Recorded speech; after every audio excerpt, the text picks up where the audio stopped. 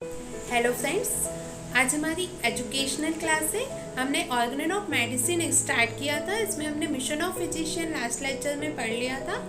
Next हमारा video है highest ideal of cure. Highest ideal of cure section 2 aphorism number 2 में doctor Hahnemann के द्वारा दिया गया है। हाईएस्ट आइडियल ऑफ क्योर क्या होता है? The highest ideal of cure is rapid gentle permanent restoration of the health or removal and inhalation of the disease in its whole extent in the shortest, most reliable, most harmless way on easily comprehensible principle.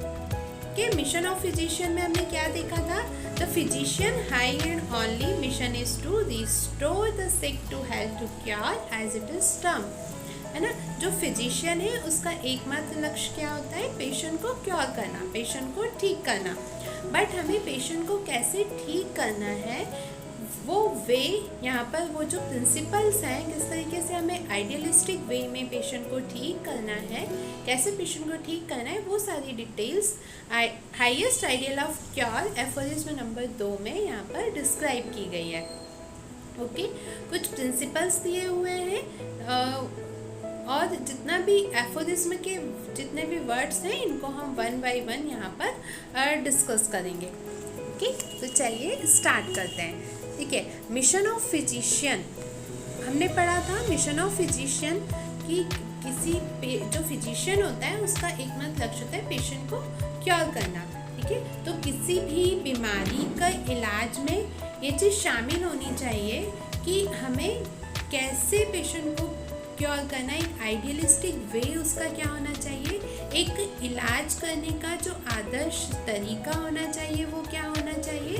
तो इसमें बताया गया है कि rapid that means कि तीव्र या बहुत जल्दी से इलाज होना चाहिए, जेंटल वे में होना चाहिए, है ना। मतलब जेंटली, बहुत प्रॉपरली, कोमलता से कोई भी मतलब प्रॉब्लम या फेस ना करे ट्रीटमेंट के दौरान पेशेंट। थर्ड होता है परमानेंट मतलब स्थायी, परमानेंटली हमें उसे स्थायी तौर पे पेशेंट को स्वस्थ करना है ना, बीमारी को पूरी तरीके से ठीक करना है या जड़ से मिटाना है, वो होता है परमानेंट।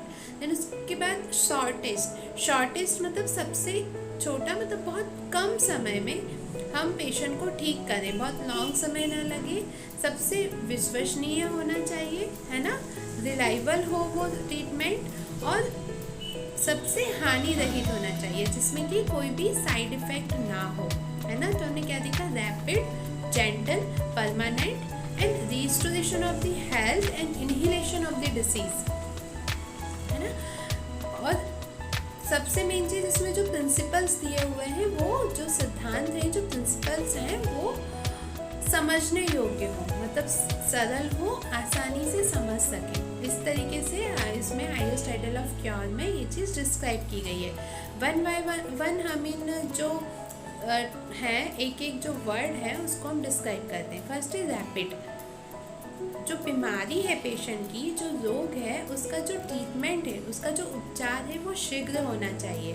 क्यों शीघ्र होना चाहिए? कि यदि कोई भी डिसीज़ है ना, उसका जो ट्रीटमेंट है, उसका जो उपचार है, यदि वो देर तक होगा तो उस बॉडी में वो डिसीज़ प्रेजेंट है, तो उतना ही अधिक जो डिसीज़ है उससे पेशेंट को एक तो कष्ट होगा, और दूसरा ये कि उसके जो टिश्यूज़ हैं, उसके जो ऊतक हैं, वो और ज़्यादा क्या होंगे? क्षतिग्रस्त होंगे, उसमें प्रॉब्लम्स होंगी, है ना। उतनी ज़्यादा उसकी प्रॉब्लम्स बढ़ेंगी, मतलब लॉन्ग टर्म तक यदि कोई बॉडी का ऑर्गन है उसमें कोई प्रॉब्लम है तो वो यदि लॉन्ग टर्म तक वो प्रेजेंट रहेगी, तो जो टिश्यूज़ हैं वो बहुत ज़्यादा डैमेज होंगे ना, वो और ज़्यादा क्षतिग्रस्त होंगे। तो टिश्यूज़ में चेंजेस आना शुरू होंगे, जो ऑर्गन्स हैं बॉडी के उनमें चेंजेस आना धीरे धीरे स्टार्ट होने लगेंगे, और फिर जितना अधिक हम डिले करेंगे, जितना वो लेट होगा, उतना ही उस बीमारी का जो ट्रीटमेंट है ना, वो मुश्किल हो जाएगा। मतलब वो बीमारी लाइलाज भी हो सकती है ना, यदि बहुत ज़्यादा टिश्यूज़ में चेंजेस आ गए, ऑर्गन्स में चेंजेस आ गए, मल्टीपल ऑर्गन्स उसमें इन्वॉल्व हो गए हैं, है ना, वो और ज़्यादा स्प्रेड होगा। यदि इन्फ्लामेशंस है या कोई भी प्रॉब्लम है, किसी भी टाइप की डिसीज़ है, तो लॉन्ग टर्म तक हमें उसको नहीं रखना है। तो हमने रैपिड का क्या मीनिंग देखा कि the cure of disease should be quick और स्पीडी, है ना, because longer the suffering, more changes of tissue damage, and more the tissue change, more incurable the disease becomes. Second, disease is suffering. The sooner a person relieved of his suffering, better for him. ना, जितनी जल्दी patient इस suffering से दूर हो जाए उतना जल्दी उस पेशेंट के लिए बेटर है, ठीक है. But the word rapidity is a relative term and depends upon the nature of the disease, है ना. जो नेचर ऑफ डिसीज़ क्या है, डिसीज़ की प्रकृति क्या है, उस पर डिपेंड करता है रैपिडिटी, है ना. जो तीव्र रैपिडली हमें पेशेंट को ठीक करना है, तो कई बार जो नेचर ऑफ डिसीज़ है ना उस पर भी डिपेंड करता है कि जो प्रकृति कैसी है डिसीज़ की, ठीक है. नेक्स्ट हम देखेंगे gentle. Gentle the procedure adopted to the effects of cure should be gentle, mild. Gentle और माइल्ड का क्या मीनिंग है ये हम यहाँ पर देखते हैं. This means that the treatment should not give much suffering to the patient because the disease man is already suffering, है ना.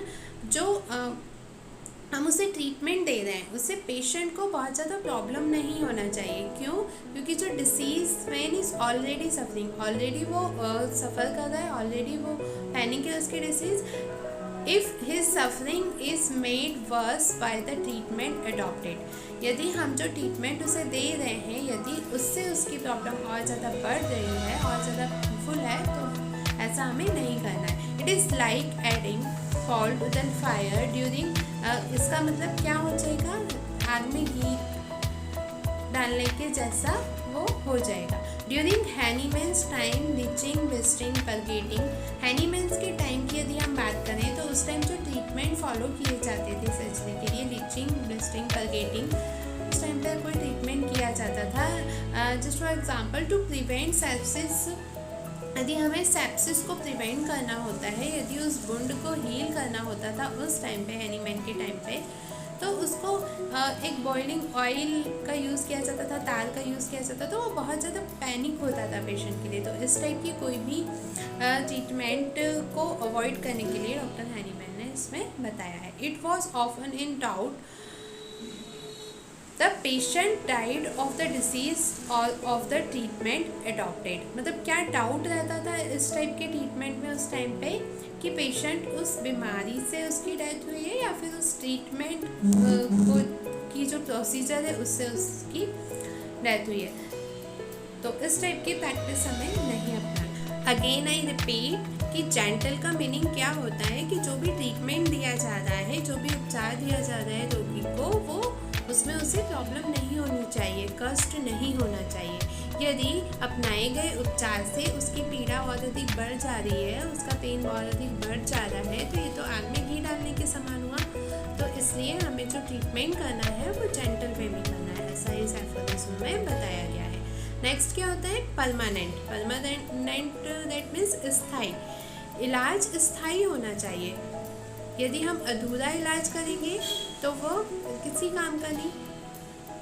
यदि पेशेंट को किसी डिसीज़ की वजह से पेन हो रहा है, दुख हो रहा है, तो हम उसके दुख को शांत करना या उसका दमन करना हमारा आदर्श नहीं होना चाहिए, है ना. हमारा आइडियल वे जो ट्रीटमेंट का होना चाहिए वो ये होना चाहिए कि हम पेशेंट को परमानेंटली ठीक करें, है ना. सप्रेशन और पैलिएशन वाली टेक्निक हमें नहीं अपनाना है कि यदि कोई बीमारी है उसको हम सुपरफिशियली तो ठीक कर दे रहे हैं, बट अदर कोई बीमारी या तो पैलिएशन हो रहा है या तो सप्रेशन हो रहा है, इस टाइप की हमें टेक्निक्स यहाँ पर नहीं अपनानी है. तो हमें क्या पेशेंट का परमानेंटली इलाज करना है. ओके.